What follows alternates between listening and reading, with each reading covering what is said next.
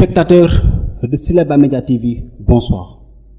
Aujourd'hui, nous avons le réel plaisir de recevoir sur le plateau le Temple des Visions un juriste de formation, M. Abdoulaye Ngom. M. Ngom, bonsoir. Bonsoir, cher ami. M. Ngom, tu es le président du MICAP, c'est-à-dire le mouvement des élèves, étudiants, panafricains et citoyens. M. Ngom, tu es le secrétaire général national du mouvement des panafricains du Djordjorna, dirigé par le Dr Cheikh Tidiane Gadio. Tu es également le président de la commission scientifique du collectif des élèves étudiants de la majorité présidentielle. Pour ne citer que ces quelques qualificatifs et responsabilités qui gravitent autour de votre personne. Monsieur Ngom, aujourd'hui, nous allons parler de vision, conformément à votre statut d'activiste et de panafricaniste. Pouvez-nous décrire la situation actuelle de l'Afrique en général et du Sénégal en particulier? Merci, cher ami, pour l'invitation. Bonsoir à tous vos téléspectateurs. Bonsoir au groupe Sileba Media TV. Bonsoir aux Africains du Sénégal, aux Africains de la diaspora et aux Afro-descendants. Vous me permettrez aussi de remercier tous les gens qui ont travaillé pour cette invitation. Je pense que vous savez de qui je parle, surtout particulièrement en tout cas. Donc, comme vous l'avez si bien dit, juste une précision, je suis Abdoulaye Ngom, je suis président du MEPAC national, le mouvement des élèves et étudiants panafricains, comme vous l'avez si bien dit. Je suis aussi secrétaire général du mouvement national des jeunesses du MPCL, dirigé par l'actuel vice-président de l'Assemblée nationale, le Dr Cheikh Tidiane Gadio. Effectivement. Alors, la question, elle est pertinente, même si elle est un peu vague. Effectivement. Surtout qu'il me sera difficile de faire un peu l'état des lieux pour tout le continent africain. Maintenant, je vais essayer d'identifier quelques points sur lesquels je vais pouvoir faire des analyses. Effectivement. La situation de l'Afrique, elle peut être catastrophique, et je pèse bien mes mots. Effectivement. Par exemple, quand on prend le volet sécuritaire avec ce qui se passe, particulièrement dans la zone Sahel, on sent nettement que c'est vraiment difficile, c'est trop compliqué. Quand on ajoute à cela, par exemple, la crise qui sévit actuellement dans un pays frère qui s'appelle le Mali, avec la situation, la crise politique, la crise sociale qui gangrène, avec ce qui se passe au nord du pays, donc ça pose énormément de problèmes. Quand on voit aussi qu'à côté, il y a le Burkina qui est frappé régulièrement par des attaques, la Côte d'Ivoire de manière beaucoup plus décalée, oui, mais il y a aussi des attaques là-bas. Donc un peu partout dans la zone, il y a des attaques. Si on y ajoute aussi ce qui se passe sur un autre volet, à savoir le volet par exemple juridique, ce qui se passe avec nos constitutions qui sont trépatouillées par-ci, par-là, avec des présidents qui, à chaque fois qu'ils sont là, ils essayent sérieusement de violer la constitution pour se maintenir au pouvoir. Donc ça pose énormément de problèmes. S'y ajoute par maintenant la pandémie qui est là, qui bloque, qui cause beaucoup de soucis, beaucoup de mal à l'humanité tout entière. Ça pose énormément de problèmes. Donc, essayer de faire un peu l'analyse. Ça dit, oui, dire les choses telles qu'elles sont, voir ce qui ne va pas du tout, le dire, mais aussi, oui, bon, être aussi optimiste. Voilà, quand on est jeune africain, c'est normal de pouvoir, par exemple, dire les choses telles qu'elles sont, mais aussi de se permettre d'avoir de l'espoir. Quand on voit aussi à côté, par exemple, l'engagement des jeunes, surtout dans cette pandémie, tout ce qu'ils font, les jeunes, avec une conscience, en tout cas la jeunesse, qui pose énormément de problèmes. Donc, mais vous devez le faire depuis le début. Vous me permettrez aussi de souhaiter une bonne journée à l'ensemble des jeunesses, puisqu'aujourd'hui étant une journée mondiale, journée internationale de la jeunesse, et que le thème s'appelle, en tout cas ça tourne autour de l'engagement de la jeunesse pour une action mondiale. Donc ça dit que oui, les jeunes sont au cœur de ce qui se fait, que ce soit au niveau local, au niveau national, comme en tout cas au niveau international. Donc oui, la situation, elle est, en tout cas, elle est relativement délicate, elle est relativement méchante, mais bon, j'espère qu'au cours de l'émission, on pourra revenir sur des aspects qui pourront vraiment donner beaucoup d'espoir à toute l'Afrique. Effectivement. Merci, M. Ngom. Vous avez mis pratiquement l'accent sur beaucoup de domaines, en fait, sur lesquels il faut mettre l'accent, surtout quand il s'agit quand même de parler de la situation de l'Afrique en général et du Sénégal en particulier. Et également, on note dans votre analyse que vous avez quand même tenté de nous donner une précision à ce qui se passe actuellement. Monsieur Ngom, le concept de l'émission repose en fait sur la vision, sur l'engagement, sur la motivation. Et comme je viens de le dire, ça c'est conformément à votre statut d'activiste et de panafricaniste. Quelle sera votre vision par rapport à cette situation? Alors, merci encore, cher ami, pour la question aussi pertinente. Ma vision, vous savez, étant jeune, ayant fait beaucoup de mouvements de jeunesse, beaucoup d'activités de jeunesse, donc il va de soi que la vision devra être tournée en tout cas vers les masses, vers les majorités, même si bien sûr on va tenir compte des minorités. Ceci dit, ma vision par rapport à tel aspect, ça aussi ça peut être vague. Mais bon, je vais essayer aussi d'identifier quelques points sur lesquels j'aimerais bien insister. Effectivement. Donc, par exemple, quand on parle de l'Afrique, ma vision est que oui, l'Afrique doit s'unir. Voilà, ça c'est indéniable et que personne ne peut m'enlever ça. Je crois foncièrement que le développement de l'Afrique ne peut jamais se faire et ne se fera jamais quand nous aurons toujours 54 États morcelés. Bon, États, je le dis entre guillemets, parce qu'en réalité, c'est pas des États. C'est pas des États quand on le dit, c'est pas parce que je respecte pas les populations africaines, bien sûr que si, au contraire. Mais par exemple, on ne peut pas prendre le Sénégal et demander par exemple au peuple sénégalais de traiter d'égal à égal avec la population de la Chine ou bien avec la France. C'est pas la même chose. Donc l'Afrique n'a d'avenir. L'Afrique ne peut se développer qu'en s'unissant. Et que la mise en place des États-Unis d'Afrique, même si certains pensent que c'est chimérique et que voilà, c'est juste un idéal qui se fera jamais, c'est bien possible et que les jeunesses africaines l'ont compris, qu'ils se battent pour ça, les jeunesses qu'elles se battent actuellement pour ça. Et je pense que la renaissance, le renouveau du panafricanisme tire vers ça. Donc forcément, ma vision sur la politique africaine, elle est d'abord tournée vers ça, les États-Unis d'Afrique. Maintenant, comme on dit, il y a des préalables à tout. Par exemple, on peut avoir des fédérations, des unions régionales, sous-régionales, quel que soit le nom qu'on va leur donner. Mais quand même, essayer par exemple d'avoir des communautés fortes, des communautés d'État en Afrique de l'Ouest, par exemple l'exemple de la CEDEAO, ça peut avoir une connotation politique. Tu es déjà membre? Voilà, oui, bon, avec l'association des jeunes de la CEDEAO. Donc c'est dire réellement que par exemple, il y a des potentialités, les ressources, elles sont là. Il y a beaucoup d'experts qui le disent, l'Afrique unie aujourd'hui, demain on est 4e ou 5e puissance mondiale. Donc ça dit réellement qu'il suffit juste que les Africains soient conscients de ça, qu'ils veuillent, qu'ils aient par exemple cette motivation-là, cette envie-là en tout cas de faire partie des World Global Players, les gens qui vont faire, en tout cas, qui vont faire bouger les choses au niveau international. Il y a des potentialités, les ressources, elles sont là. Il y a beaucoup d'experts qui le disent, l'Afrique unie aujourd'hui, demain on est 4e ou 5e puissance mondiale. Donc ça dit réellement qu'il suffit juste que les Africains soient conscients de ça, qu'ils veuillent, qu'ils aient par exemple cette motivation-là, cette envie-là en tout cas de faire partie des World Global Players, les gens qui vont faire, en tout cas, qui vont faire bouger les choses au niveau international. Donc il suffit juste que ça se mette en place pour que l'Afrique soit au rendez-vous des grandes puissances.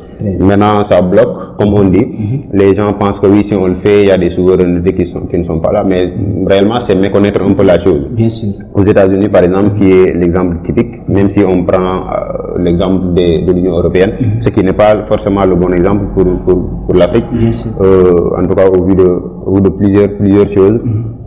L'Union européenne, c'est pas la référence pour la mise en place des États-Unis d'Afrique.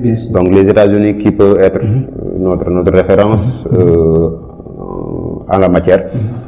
Par exemple, le président Trump, il ne peut pas sortir un beau jour, dire à un État, des États composant les États-Unis d'Afrique, forcément vous devez faire ça. Et par exemple, dans la gestion de la crise de la Covid ou du Covid-19, c'est vérifié. Le président, il ne peut pas, en tout cas, il a des pouvoirs, des prérogatives bien définis sur le plan de la Constitution, qui n'ont absolument rien à voir avec le fonctionnement interne des États.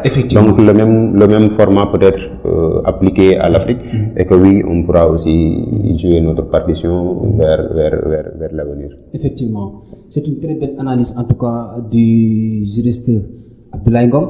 Il a mis l'accent pratiquement sur beaucoup de domaines. Mais aujourd'hui, c'est-à-dire en parlant de vision, en parlant de développement, quel secteur en fait vous visez? C'est-à-dire quel secteur doit-on mettre l'accent? Le secteur économique, le secteur social, le secteur environnemental, l'éducation et la formation, et pourquoi pas même la culture. Mais maintenant, d'après vous, quel secteur doit-on mettre l'accent pour booster ce qu'on appelle le développement? Cheikh Anta l'a dit, la sécurité précède le développement. Effectivement. Cheikh Anta Diop, qui est le meilleur penseur, le meilleur influenceur du continent, en tout cas du siècle. Bien sûr.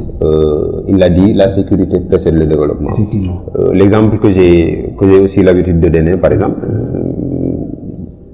c'est la zone Sahel. Bien sûr.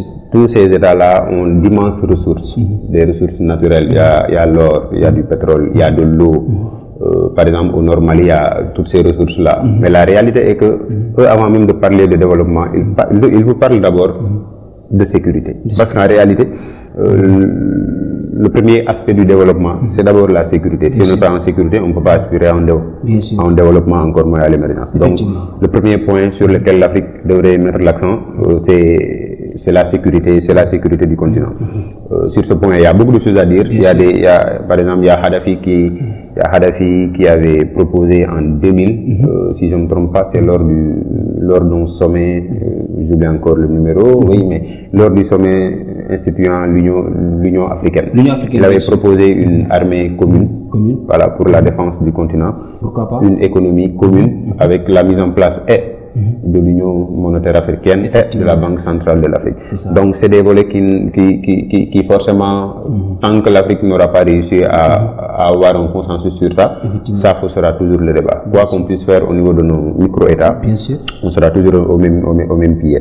Sur l'autre aspect, forcément c'est la santé, parce qu'en réalité aussi l'Afrique a beaucoup de choses à faire en la matière. C'est vrai que le coronavirus, par exemple, n'a pas fait en termes de résultats catastrophique, tout ce qu'il a fait par exemple vers l'Europe, mais ça ne veut pas dire qu'on est bien doté sur les matériaux. Il y a peut-être d'autres paramètres à prendre en compte qui expliquent voilà, ce qui est en train de se passer sous nos yeux, mais ça ne veut pas dire qu'on est bien placé. Et qu'en réalité, il y a beaucoup de choses à faire aussi dans la santé.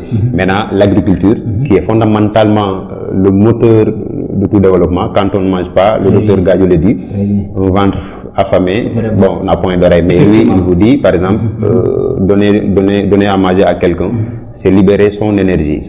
Voilà, parce qu'en réalité, quand il mange, qu'il est bien, il pourra, par exemple, à l'école, il pourra aller à l'école, acquérir des connaissances et après il pourra se mettre au service de la population. Donc c'est des points sur lesquels l'Afrique doit sincèrement encore aussi mettre du sérieux et se mettre au travail pour savoir que oui, ce qui se fera demain, d'habitude par exemple nous jeunes, on nous dit quoi, vous êtes l'avenir. Bon, Félix Sarr le dit, c'est reporter un peu l'existence de l'être humain que de lui dire vous êtes l'avenir. Non, il est le président d'abord. Voilà, donc il faut faire ce qu'on a à faire aujourd'hui, prendre les mesures qu'il faut, parce que demain aussi il est presque déjà là. Donc ce qui se fera, oui, ça se décidera aujourd'hui. Et l'Afrique a beaucoup de choses à faire aussi en la matière. Voilà, M. Ngom, ça dit aussi, on va un peu aller au vif surtout du sujet, parce qu'aujourd'hui on va parler d'engagement, on va parler de vision, on va parler de planification. Parce qu'on a tendance à dire que l'Afrique souffre d'institutions fortes. Mais il y a aussi une minorité qui soutient l'idée selon laquelle l'Afrique souffre d'hommes forts. C'est-à-dire, conformément nous aujourd'hui à ce que nous vivons actuellement, pensez-vous pas que la politique va nous mener vers des horizons meilleurs, puisque la politique par définition, c'est l'art de bien gérer la cité. Est-ce que vous ne pensez pas que la société quand même souffre d'un problème de gestion? Problème de gestion, ce serait aller un peu loin. Effectivement. Si on se limite uniquement au Sénégal, je vois pas d'exemple, en tout cas pas d'argument solide pour confirmer cela. Effectivement. Même si à côté, par exemple, il y a le Mali qui est en train de vivre, je l'ai dit tout à l'heure, une crise sans précédent. Bien sûr. La population, elle est presque dehors. Et ce qu'elle réclame, en tout cas les motifs des manifestations, c'est la malgouvernance, la corruption du régime du président Ibrahim Boubacar Keïta. Maintenant, ça, bon, parfois ça peut, personnellement, les gens par exemple qui sont aujourd'hui au devant, en tout cas qui sont par exemple des dirigeants des manifestations au Mali, c'est des gens qui ont élu, qui ont aidé à ce que le président Ibeka soit au pouvoir. C'est des gens qui ont géré avec lui.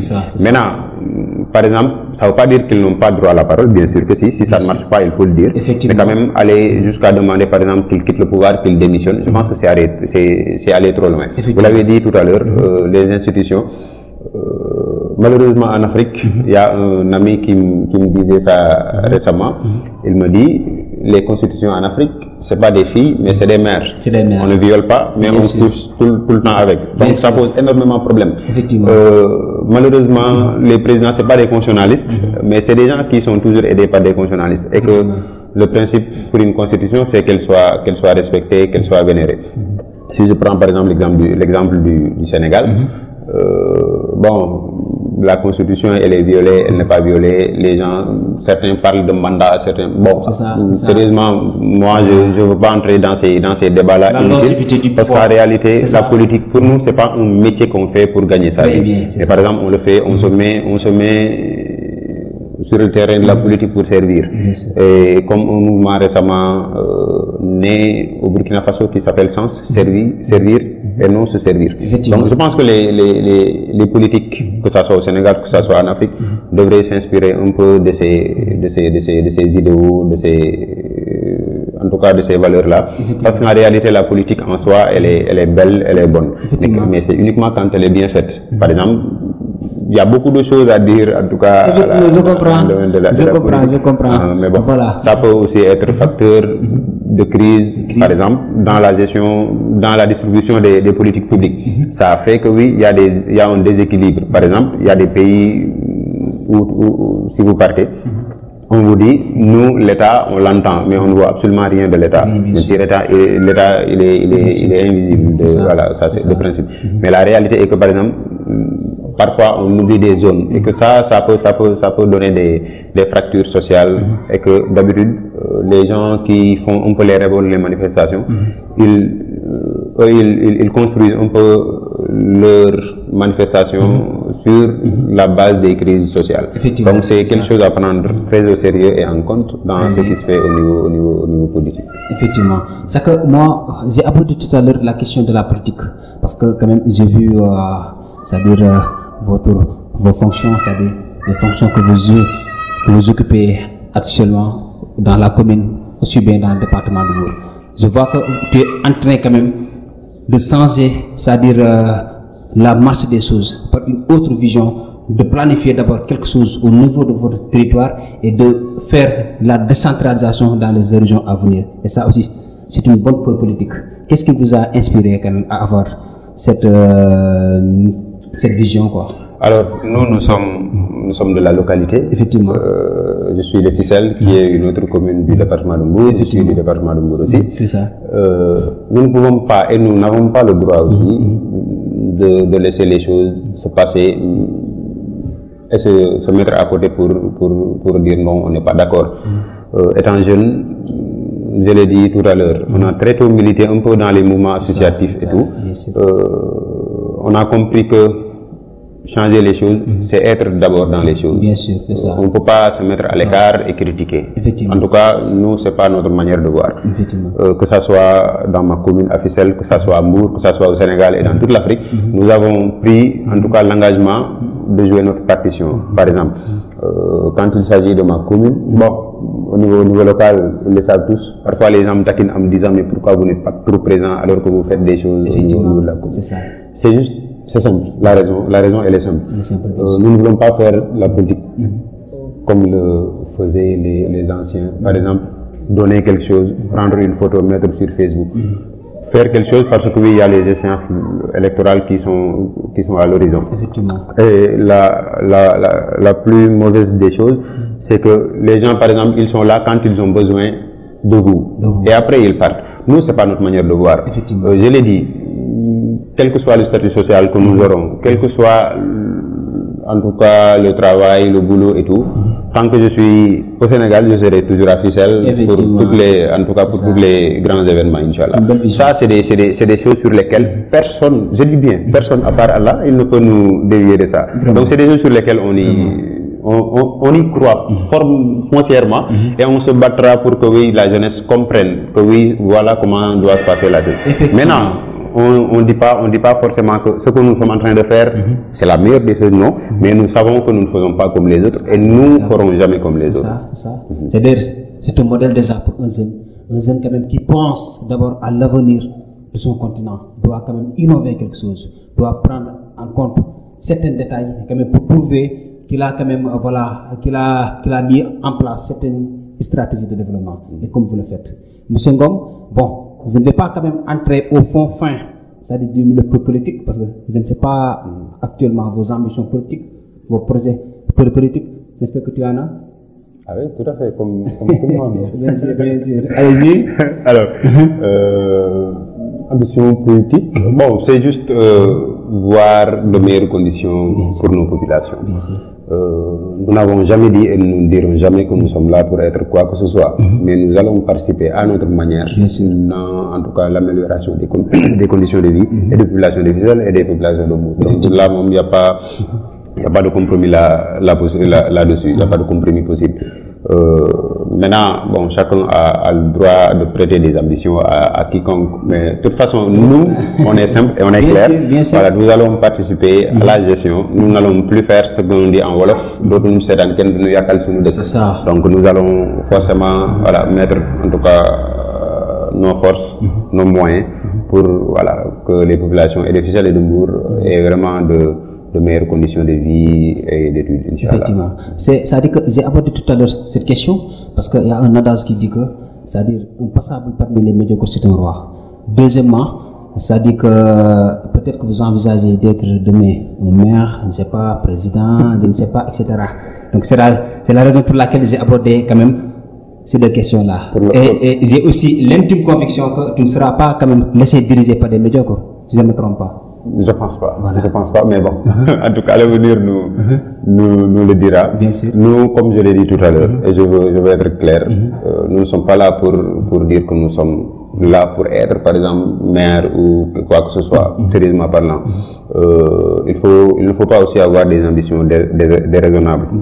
Parfois, les jeunes, c'est le problème. Vous voyez un jeune qui est voilà, de l'autre côté, mais bon, qui aspire à être, par exemple, maire, qui aspire à être président de la République. Maintenant, c'est les populations qui décident et qui choisissent. Mais nous, à notre niveau, le mot d'ordre, il est clair. L'amélioration des conditions de vie de nos populations, de nos communautés, de nos parents, de nos frères et sœurs. Point final. Maintenant, avec qui? Bon, on verra bien. C'est ça.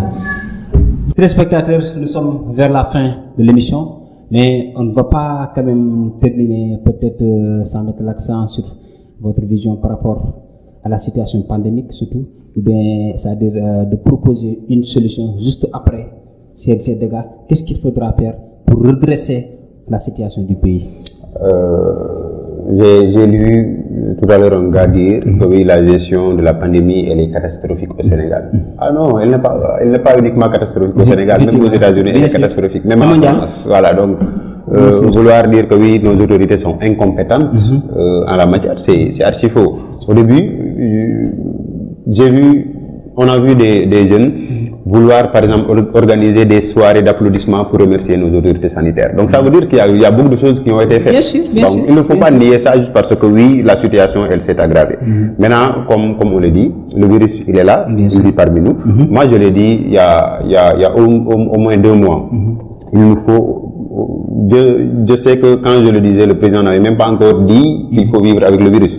Mais c'est vrai, il faut vivre avec le virus. C'est-à-dire, Corona, il est grave. Et que d'habitude, les jeunes, c'est les porteurs du virus.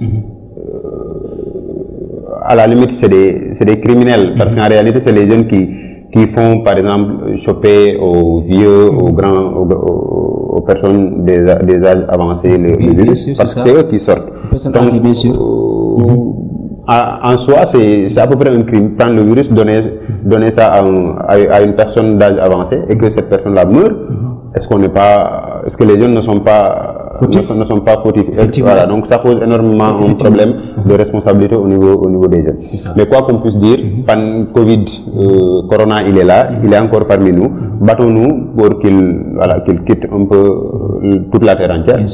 Heureusement, il y a une bonne nouvelle, il y a les Russes qui ont dit que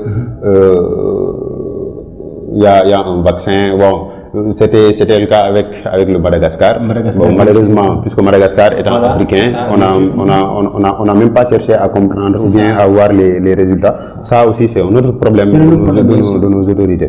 Donc, la gestion de la crise, moi, je vais pas tirer à boulet rouge comme on dit. Félicitations à nos autorités, même s'ils n'ont pas encore gagné la bataille. Non, ils ne l'ont pas encore gagné. Mais quand même, battons-nous. Soyons responsables de nos actes, portons nos masques comme on l'a fait. Heureusement qu'ici, par exemple, on a respecté un peu la distanciation sociale, ce qui nous a permis d'enlever un peu les masques. Voilà, donc ça aussi c'est important, il faut le dire. Mais quand même, Covid, il est là. Maintenant, le post-Covid, l'après-Covid. Voilà, c'est ça. Ça, c'est pas aux autres, par exemple. On a une initiative, on a lancé récemment une initiative qui s'appelle l'Initiative des jeunes pour l'annulation de la dette. Une initiative des jeunes africaines pour l'annulation de la dette. L'ISAD qu'on a lancé récemment.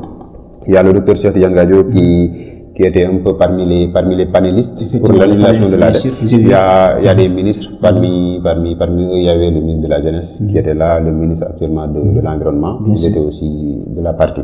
Donc c'est dire qu'il y a des réflexions qui se font actuellement au niveau des jeunesses africaines pour préparer l'après-Covid.